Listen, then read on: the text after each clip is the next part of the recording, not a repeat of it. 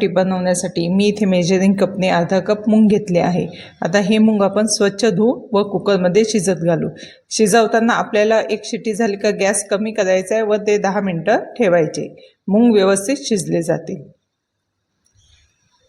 आता मी इथे कुकर खोलून बघते। आपली डाळ इथे छान अशी शिजली आहे। आपण आता ही रवीच्या साहाय्याने घोटून घेऊ।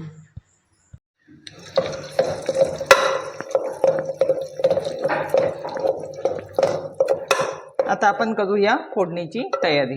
मी इथे 7-8 हिरव्या मिरच्या, 10-12 लसूण पाकळ्या व मूठभर कोथिंबीर घेतली आहे। यामध्ये आता मी 2 चमचे जिरे,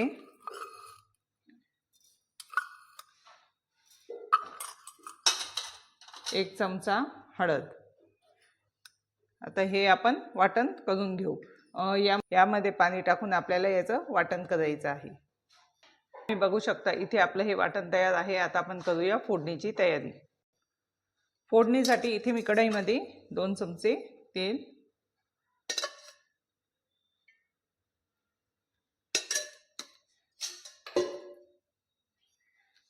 तेल तापलं, यामध्ये आपण टाकूया अर्धा चमचा मोहरी,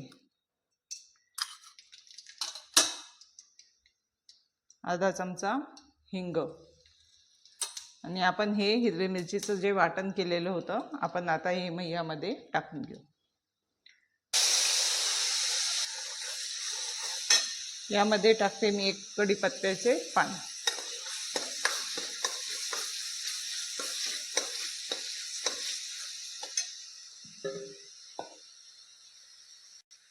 आता आपण टाकून घेऊया वरण।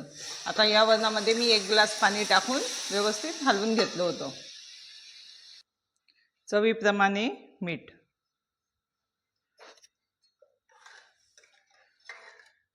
तुम्ही वरण तुमच्या आवडी अनुसार घट्ट पातळ जसं तुम्हाला आवडेल त्या पद्धतीने यात पाणी टाकून घ्या। आता मी इथे 1 ग्लास पाणी टाकलं आहे। आता आपण हे उकळून घेऊ।